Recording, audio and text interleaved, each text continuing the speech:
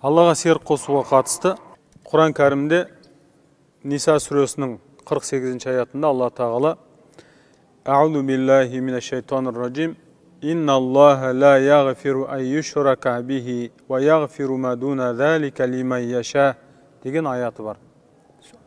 Әмірі бар Алла тағаланың. Ақиқатында Алла тағала өзіне серік қосқандарды кешірмейді.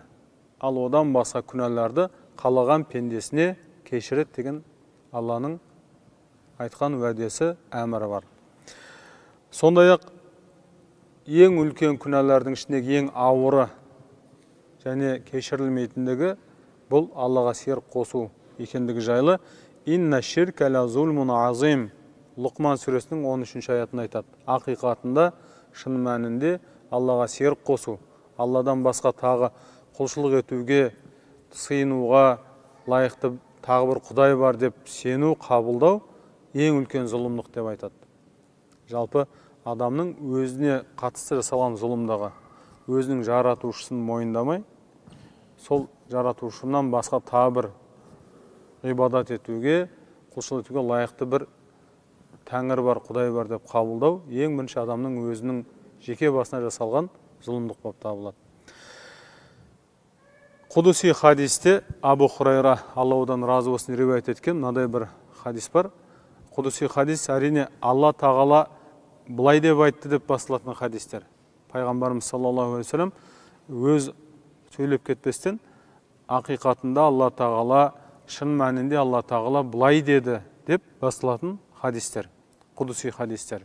Оның мағынасы тікелей Алла тағаладан пайғамбарымыз жүрегіне орнап, соны пайғамбарымыз өз тілімен жеткізген хадистер. Яғни Құраннан төмен пайғамбарымыз саллаллаху алейхи вассалам өз сөздерінен бір саты жоғары тұратын хадистің түрі. Осындай құдуси хадисте Абу Хурайра радиаллаху анху риуаят еткен мынандай сөз бар. Ақиқатында Алла тағала былай деді дейді. Адам баласы маған жала жабады, мені өтірікке шығарады, бірақ олай етуі дұрыс емес еді. Және де ақиқатына адам баласы маған тіл тигізеді, алайда олай етуге оның ақысы жоқ еді дейді. Адам баласының маған жала жабуы, мені өтірікке шығаруы, ол өлгеннен соң қайта тірілуге сенбеуі дейді. Өлгеннен кейін қайта тірілуі оның бірінші жаратылуынан әлде қайда жеңіл деп айтады. Яғни біріншісі бұл. Адам баласы қайта тірілуге сенбесе, Аллаға өтірікші деп айтқанмен пара-пар болады. Өйткені өзінің жоқтан бар болғанына өз куә бола тұра, сол бар болған заттың қайта тірілуін сенбеу, иланбау, бұл ақылға жанаспайтындығын айтады. Сөйтіп, хадистің жалғасында оның бірінші жаратылуы екінші жаратылудан әлде қайда ауыррақ, яки болмаса екіншісі біріншісінен әлде қайда жеңілірек деп айтады. Хадистің жалғасында маған тіл тигізеді, бірақ олай етуге ақысы жоқ еді деген айтады. Адам баласы Алланың, Құдайдың жұбайы бар, баласы бар деп айтады. Бұлай айтуға оның ақысы жоқ еді деп айтады. Яғни серік қосу. Серік қосу деген сөз Алла тағаладан басқа ғибадат етуге лайықты бір тәңір бар, яки болмаса Алла тағала біреу емес, оның баласы болуы мүмкін, оның жұбайы болуы мүмкін, оның жанында серігі болуы мүмкін деп сену, бұл серік қосу болып табылатындығын айтады. Пайғамбарымыз саллаллаху алейхи вассалам сондықтан да бұның ең үлкен күнә, басқа күнәлардан қарағанда үлкен күнәлардан әлде қайда ауыррақ, әлде қайда азапқа лайықтырақ екендігін түсіндіріп, сендерге күнәлардың ең үлкен күнәлардың ішіндегі ең ауырын айтайын ба деп Алла елшісі сахабаларға біріншісі Аллаға серік қосу, екіншісі ата-ананы ренжіту, ата-ананың көңілін қалдыру деп, сосын жан тайып отырған жерден тік бойын ұстап барып жалған куәлік беру деп тоқтамай айта береді. Мұны естіген кейбір сахабалар енді тоқтаса болар еді дегендей сондай көп айтқаны соншалықты айтқаны бар екен. Яғни бұл жерде ең үлкен күнә Аллаға серік қосу екендігін айтады. Ал енді біздің мұсылмандардың сенімі серт қосудан айығудың бірден бір жолы бұл Ықылас сүресі. Яғни Ықылас сүресінде біздің мұсылманның жаратушыны қалай қабылдау керек, қалай сену керектігі айтылады. Пайғамбарымыз саллаллаху алейхи вассалам Меккеде алғашқы жылдары жұрттарды ақиқатқа шақырып, өзін жаратушысын, Раббысын тануға шақырып, дінсіздіктен құтылу, көп құдайшылықтан құтылудың жолын айтып насихаттап жүрген кезде Меккенің мүшриктері: "Ей Мұхаммед, сенің Раббың қандай? Раббыңды бізге сүйреттеп бер. Ол жақұттан жасалған ба? Ол гауһартастан жасалған ба?" деп сұрайды. Ең асыл тастарды айтады. Неге асыл тастарды айтады? Өйткені олардың өздері 365 бұтқа сыйынады, олар әр бұты белгілі бір тастан жасалады. Сондықтан өздерінің ең қадірлі Раббысы бұттары ең жақсы деген тастың түрінен жасалады. Сондықтан өздерінің санасымен, өзінің түсінігімен айтады: "Раббыңды бізге сүйреттеп бер. Жақұттан жасалған ба сенің Раббың, жоқ әлде гауһартастан жасалған ба?" деп сұрайды.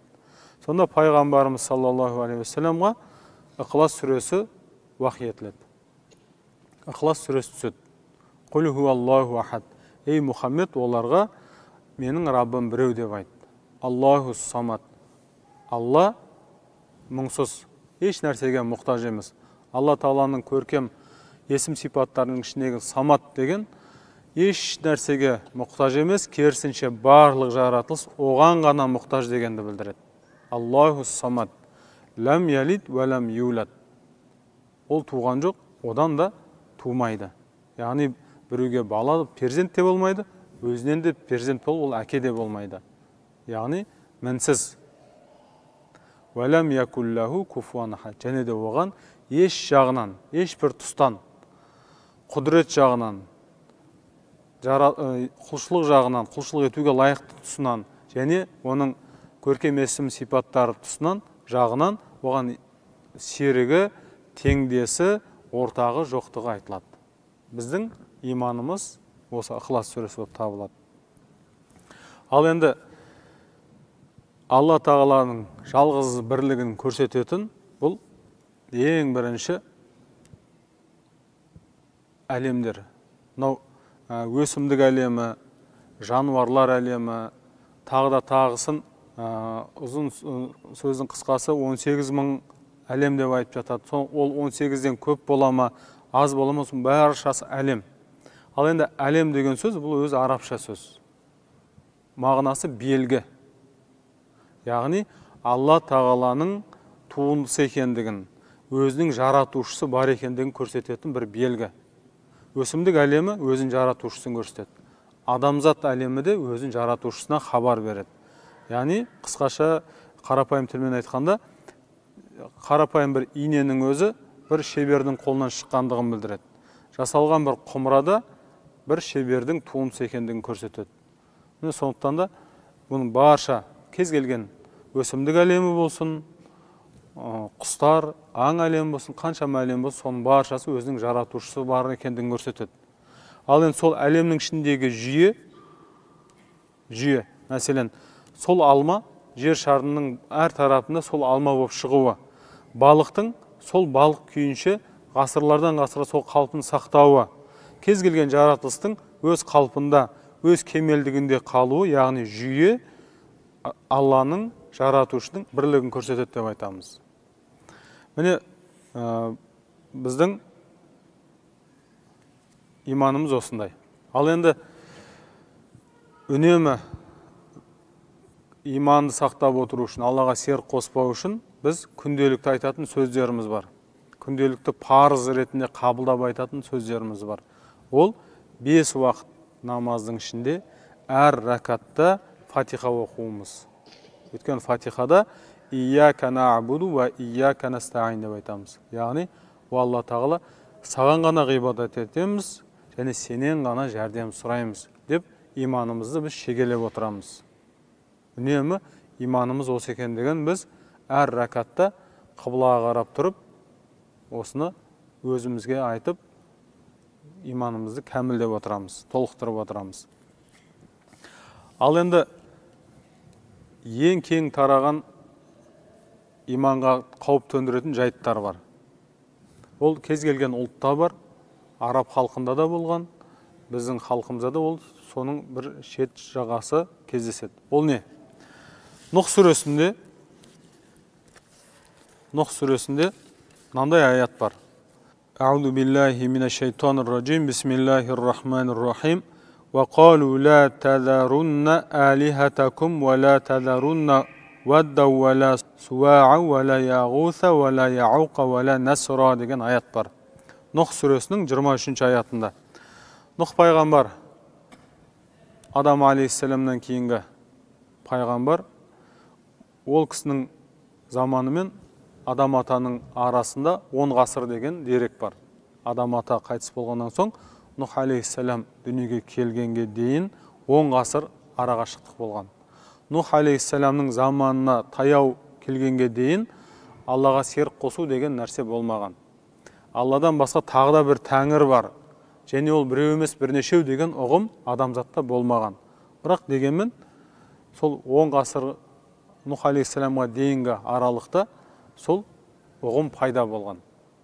Сол ұғым пайда болған кезде оның тарихы Адам алейхиссаламның ұрпақтарының ішінде 5 ерекше тақуа, діндар, адамдарды ізгілікке шақыратын, елдер оны көргенде ғибраттанып құлшылыққа деген, иманға деген ықыластары артатын 5 кісі болған екен. Міне осылар, солардың 23-ші аятта аттар айтылады. Уәд, Суа, Яғуз, Яуқ, Наср деген 5 кісі болған екен. Міне осылар өзінің дәм-тұзы таусылып, уақыты келіп, уақыт сәті келіп, қайтыс болады. Қайтыс болған кезде сол жұртқа, елдер солардан ғибраттанғандығы соншалықты, олар қайтыс болған екен, ел қатты аза тұтады, қайғырады. Бізге насихат ететін, бізді ізгілікке шақыратын осындай тақуа жандар қалған жоқ деп. Міне сол кезде пайғамбарымыз саллаллаху алейхи вассалам хадисінде келеді, сол кезде шайтан адамға, елге ойларына сондай бір іс жасауға ой салады, көңілдеріне ой салады. Осы 5 кісіні есімізге салып отыратын, сол кісілерді қайтадан көргендей болатындай бір солардың тастан мүсінін жасайық дейді. Бір деректе шайтан адам бейнесінде келіп, қаласаңдар мен солардың бейнесін жасап берейін деп елге ұсыныс жасайды. Елдер келіседі. Сөйтіп сол 5 кісінің мүсінін тастан қашап шығады. Әрқайсының аттарын береді, аттарын жазады. 5 мүсін жасалады. Сол жасалғаннан кейін елдер әлі серік қоспайды. Осы 5-еуі біздің тәңіріміз, тілектерімізді, қалауымыз осылардан сұрайық деген ой келмейді ешкімге. Керісінше сол қалпында қала береді. Міне осы ең 5 ізгі адамдардың бейнесі. Олар өте діндар болған деп, сол Аллаға серік қоспаған күйде жүре береді. Бірақ ұрпақтан ұрпақ жалғаса береді. Бір ұрпақ кетеді, 2 ұрпақ кетеді, сосын 1-2 ұрпақтан кейін бұлардың кім екендігі ұмытыла бастайды. Олардың артынан келген ұрпақ, ата-бабамыз осыларды құрмет тұтушы еді. Қиналса осылардан бір жәрдем сұраушы еді. Біздің жаратушымыз, тәңіріміз осылар деп жұрттарға бойына сіңе бастайды. Яғни шайтан әу баста осыларды құдай етейік деп адамдарды азғырған жоқ. Өйткені адамдар оған көнбейтін еді. Шайтан бұл ұрпақ болмаса да кейінгі ұрпақты адастыру мүмкіндігін бар екендігін. Және оның жолы осындай тиімді. Адамдардың ойына жататындай, адамдар оны сіңіріп алатындай етіп қалыптастырған. Бұл хадисте келген екен. Осылайша 5 ізгі жандарды бұт ретінде кейін жаңағыдай ғибадат ете бастайды. Осылайша шірк пайда болған екен, серік қосу. Яғни бұл дегеніміз біздердің арамызда үлкен ата-бабаларымыз өтсе, үлкен діндар, тақуа ата-бабаларымыз болса, олар сол тақуа діндар ретінде қалдыруымыз керек. Шариғатта рұқсат берілген дәрежеде оларға құрмет болу керек. Тым асыра сілтеуге болмайды. Жаңағыдай ерекше қасиеті болған, күні бүгінге дейін соның қасиетінен пайдалансақ болады дегендей, сондай артық Құранда немесе хадисте, яки болмаса ғалымдардың айтқан сөзіне келтірілмеген тұстарды біз айтпауымыз керекпіз. Бұл сол демек сонау Нұх алейхиссаламның заманында болған.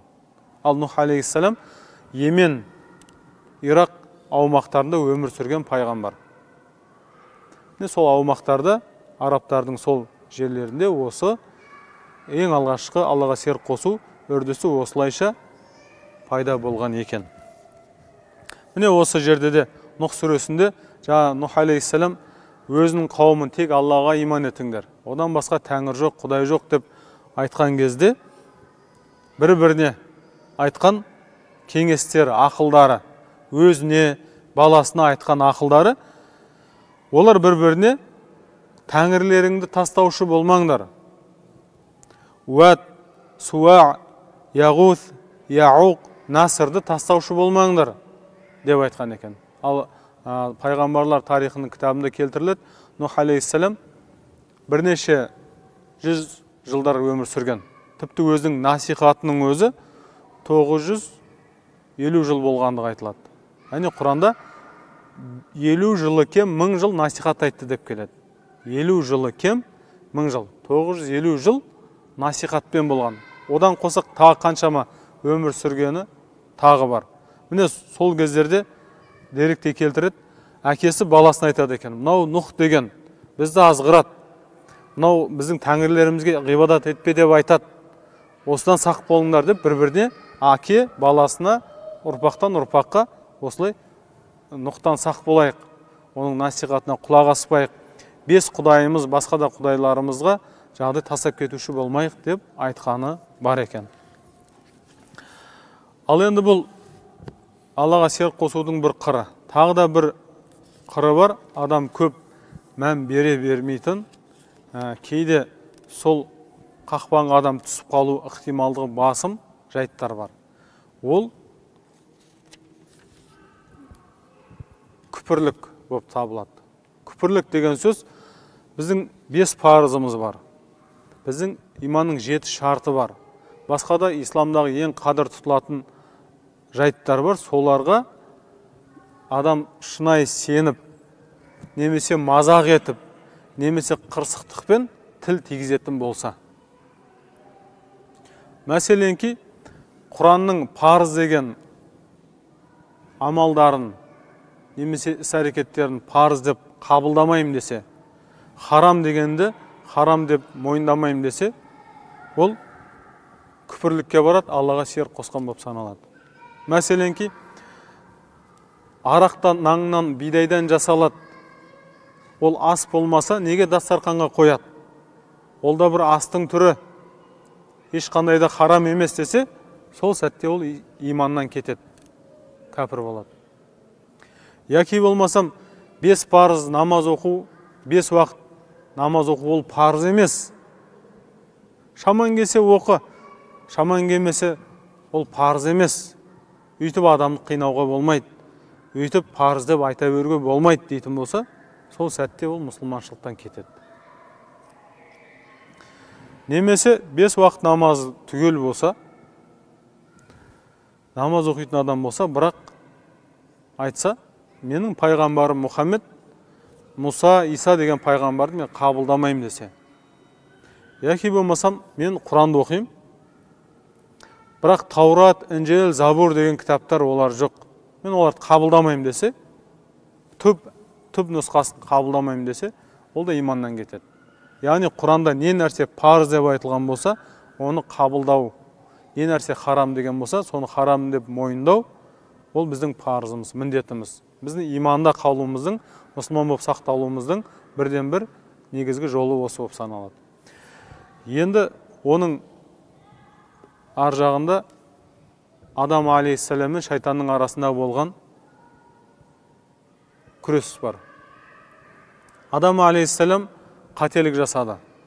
Құранда аят бар. Шайтан да күнә жасады. Бұл жерде ғалымдар айтады, Адам алейхиссалам ол білместікпен қателесті. Сосын пайғамбарлар күнә жасады деп айтпаймыз біз. Шалыс басты, қателесті, сүрінді деп айтамыз. Яғни, мынау ағаштың жемісін жесең, сен мәңгілік жәннатта қаласың. яки болмаса мәңгілік өмір сүретіндердің қатарына кіресің деп шайтан азғырғандықтан сол жемісті шалыс басып жеді. Ал енді шайтан ол тәкаппарлықпен күнә жасады. Сондықтан ол күпірлікке барды, күпір болды, кәпір болды, Аллаға қарсы шықты деп айтамыз. Сондықтан шариғатта мәселен адам бір ғибадатты жасамаса, бірақ ол жалқаулық себепті болса, шын мәнінде ол ғибадат емес деп мойындамағандықтан болса, қырсықтықтан, қарсылық танытулықтан болмаса, немесе мазақ ету, жеңіл санау, менсінбеушіліктен болмаса, ол күнәһар болғанмен кәпір болмайды. Мәселенки жаңағы мүлдем аузына бір ұрттамда арақ ішпейтін адам болуы мүмкін. Бірақ ол айтса, бұл харам емес. Бұл да нан секілді бидайдан шыққан зат. Ол да бір қаласаң ішсең болады, қаламасаң ішпе. Бірақ бұны харам деп айтушы болма десе, ол өзі ұрттап ішпесе де, ол кәпір саналады. Ал енді тағы бір тұсы бар. Бұл харам. Бұл Құранда харам етілген, мен мойындаймын десе, бірақ ішсе, өзін тыя алмағандықтан, араққа салынып кеткендіктен ішетін болса, ол күнәһар, бірақ ол кәпір емес. Сол секілді басқа да ғибадаттар осындай. Мәселен, біреу айтса, мен мойындаймын, намаз парыз, ораза да парыз, мойындаймын, және де мен оны істей алмай жүрмін, білемін, күнә болып жүр деп жалқаулықтан, тағы да бір себеппен болса, бірақ жоқ, бұл парыз емес деген ойдан шықпаған болса, немесе бұндай ғибадат жаттығудан ар емес деп менсінбеушілік болмаса, немесе қырсықтық болмаса, ол күнәһар болғанмен иманнан шықпайды. Жаңағыдай тіл тигізу, мазақ ету, менсінбеу сөздері шариғатта бір қатар келтіріледі. Ол өте көп. Ол Құранның тікелей айтылған аяттарына қарсы шығу болса, онда ол кәпір болып кете береді. Жалпы кәпір деген сөздің мағынасы ол мойындамаушы деген сөз. Мойындамаушы. Мойындамау деген Алланың тәңір екендігін, жаратушы, ғибадат ететін Раббымыз екендігін мойындамау, және де Алла Тағаланың Құрандағы әмірлерін мойындамау, пайғамбарын мойындамау, үкімдерін мойындамау, сол күпірлік болып саналады. Күпірліктен сақтанудың бірден бір жолы әрине ол адам өзінің мұсылман екендігін білуі, тануы, жүрекпен қабылдауы, мен мұсылманмын, мен жаратушым Алла, Алланың жіберген барлық үкімдеріне мен мойынсынам, Алланың барлық әмірін орындаймын, яки болмаса жүрегіммен қабылдаймын десе, ол мұсылман. Ал енді оны жасау, оны атқару екінші жұмыс болып табылады. Иман мен қоса амал, ол міндетті, ол амалдар біздің иманымызды қорғап тұратын бір сауыт секілді. Өйткені адам амалдан кететін болса, біздің негізгі жаратылуымыздағы міндетіміз ол біздің амал ету. Бірақ біздер амал мен иман екеуі бір, екеуі біреу болмаса, амал болмаса иман болмайды деп біздің әхлі сүнна ақидасында айтылмайды. Оған бірнеше дәлелдер бар. Адам мен тек қана мен мұсылманмын, ла илаха иллалла, Раббым Алла, пайғамбарым Мұхаммед, кітабым Құран, мен мұсылманмын деп десе, ол мұсылман болып саналады. Арғап амал етпесе, оның иманына қауіп төнеді. Иманы кетуі қаупі жоғары болады.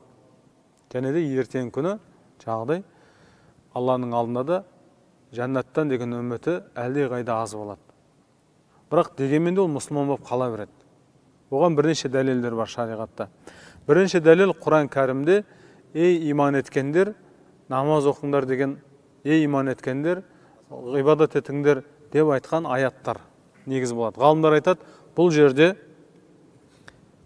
амалдан бұрын иманды айтып тұр дейді аятта. Ей иман еткендер, намаз оқыңдар деген сөз екеуін бір емес, екеуі үтір арқылы айтылып тұр дейді. Яғни намаз оқудан алдын бізді мұсылман деп Алла тағала бізді сипаттап отыр дейді Құранда. Бұл амал мен иманның екеуі екі бөлек екеніне бір дәлел. Екінші дәлел Мұса алейхиссаламның заманындағы сиқыршылардың оқиғасы. Мұса алейхиссалам Перғауынға барып, Аллаға ғана иман ет, әділ бол, зұлымдық жасама деп насихаттаған кезде, мен де Раббымын, мен де Тәңірмін, мен де Құдаймын деп Перғауын қарсы шығады. Сол кезде Мұса алейхиссалам оған мұғжизасын көрсетеді. Қолындағы аса таяғы үлкен айдақарға айналады. Сонда Перғауын, сенің бұл іс-әрекетің сиқырдан ары нәрсе емес, бұл бір ерекше бір ғажап дүние емес деп барша сиқыршыларын шақырып Мұса алейхиссаламмен жарыстырады, сайысқа түстіреді, қайсысының сиқыры басым екендігін. Сонда Мұса алейхиссалам келіседі, мен сайысқа түсем, бірақ мен жеңсем иман етесің ба деп уәдесін алады. Сол кезде сиқыршылар қолындарындағы аса таяқтары, жіптері адамдардың көзіне жылан секілді шұбаңқы көрген кезде Мұса алейхиссаламның аса таяғы айдақар болып, ана барлық таяқтарды жыланға ұқсаған жіптерін барын жұтып жібереді. Сиқыршылар оның шынайы пайғамбар екендігін, жасаған іс-әрекет көз бояушылық емес, шынайы Алла тарапынан берілген бір мұғжиза екендігін көз жеткен кезде баршасы сәждеге құлайды. Мұсаның Раббысына иман еттік деп айтады. Сонда Перғауын, мен сендерге рұқсат бермей жатып, менен рұқсат алмай жатып, сендер Мұсаның Раббысына иманын келтірдіңдер ма деп жазғырады. Сонда онда сендер олай ететін болсаңдар, сендерді аяқ қолдарыңды кесіп жазалайым дейді.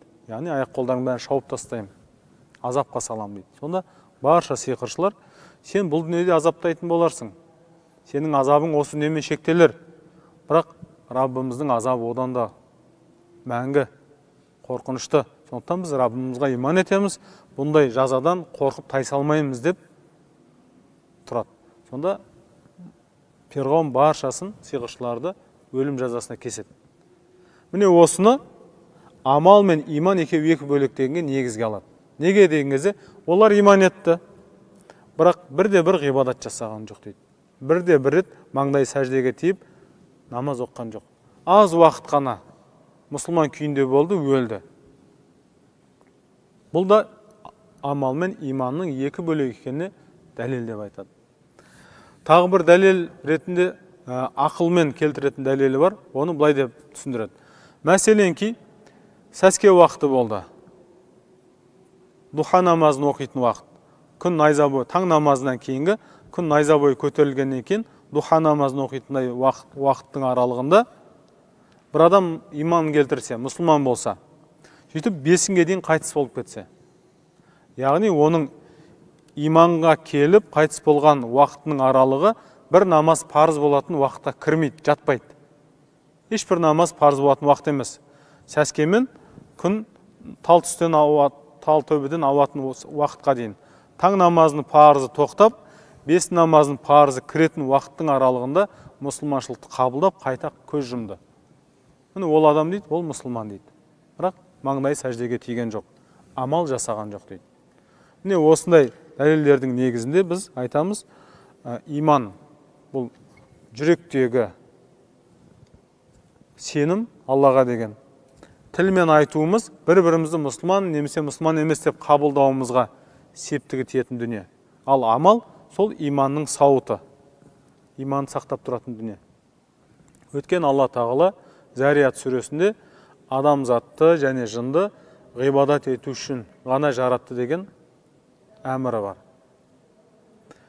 Міне сондықтан да амал, иман бұл бөлек, бірақ Алла тағалаға серік қосу деген жаңа жоғарыда айтқандай, біздер мұсылмандар Алла тағалаға еш жағынан серік қоспастан иман ету үлкен біздің парызымыз, мұсылман болып табылуымыздың жалғыз дарағаны шарты, және де Аллаға серік қосу барлық жасаған ізгі амалдарды жойып жібереді.